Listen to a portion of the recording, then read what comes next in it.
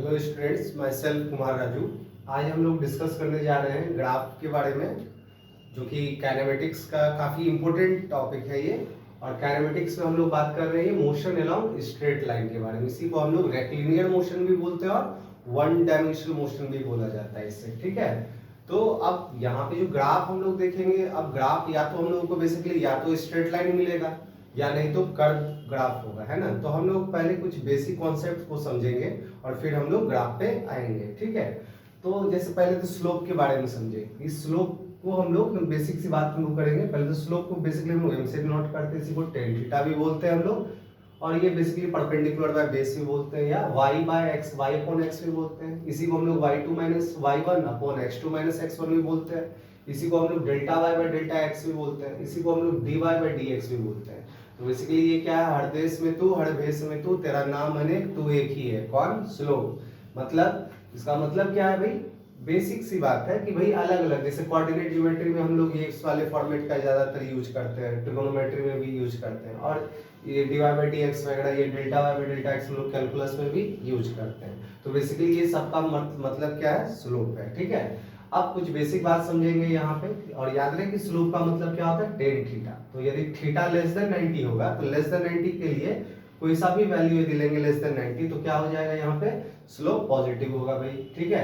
और यदि theta greater than 90 यदि होगा, तो ग्रेटर देन 90 होगा तो स्लोप क्या हो जाएगा, नेगेटिव, क्योंकि 90 से बड़ा वैल्यू में टेन थीटा का वैल्यू नेगेटिव हो गया। और यदि थीटा का वैल्यू यदि 0 हो तो स्लोप क्या हो जाएगा, 0। और यदि थीटा का वैल्यू यदि 90 हो तो tan 90 क्या होता है, नॉट डिफाइन होता है, तो स्लोप डिफाइन नहीं होगा। अब हम लोग कुछ बेसिक बात करेंगे इक्वेशन ऑफ स्ट्रेट लाइन। तो पहले स्ट्रेट लाइन के बारे में बात समझे। तो स्ट्रेट लाइन का जो बेसिक इक्वेशन है, जो स्टैंडर्ड इक्वेशन है इसका, ये y equal to mx plus c है, ठीक है। जहाँ पे m क्या है, स्लोप है, और c क्या है, कांस्टेंट है। और इसी को हम लोग y इंटरसेप्ट भी बोलते हैं, इसी को हम लोग, ठीक है। अब एक बात को समझेंगे कि ये जो c कब पॉजिटिव होगा, कब नेगेटिव होगा, ठीक है। स्लोप के बारे में तो बात कर ली, कब स्लोप पॉजिटिव होगा, कब नेगेटिव होगा, कब जीरो होगा, कब नॉट डिफाइन होगा। अब c जो है, ये ग्राफ जब भी ओरिजिन से y एक्सिस को ओरिजिन से ऊपर कट करेगा तो c पॉजिटिव होगा, और ओरिजिन से नीचे कट करेगा तो c नेगेटिव होगा।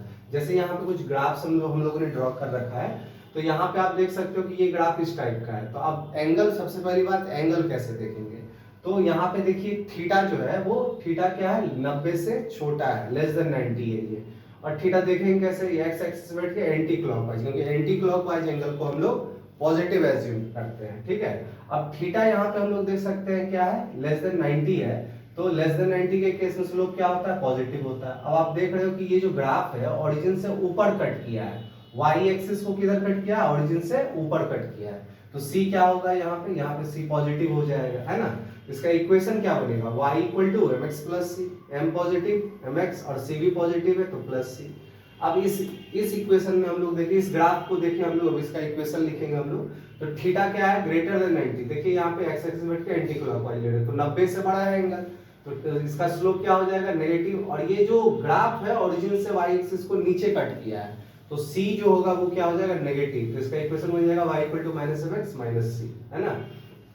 अब इस ग्राफ में बात करें, यहाँ पे थीटा 90 से बड़ा है और ये ओरिजिन से ये ऊपर कट किया, तो यानी इसका मतलब इसका m स्लोप नेगेटिव हो गया और c क्या हो गया, इसका पॉजिटिव। तो इक्वेशन क्या बन जाएगा, y equal to minus m x plus c. अब सिमिलरली इस ग्राफ को देखिए ध्यान से, तो इसमें क्या हो रहा है कि ये थीटा तो 90 से क्या है, छोटा है, और क्या है यहाँ c जो है y एक्सिस को देखिए नीचे कट किया है, तो ये c क्या हो जाएगा, नेगेटिव हो जाएगा। तो इसका इक्वेशन हो जाएगा y equal to m x minus c. अब इस वाले इक्वेशन को देखें, इस ग्राफ को हम लोग देखते हैं, इस ग्राफ का इक्वेशन लिखना है।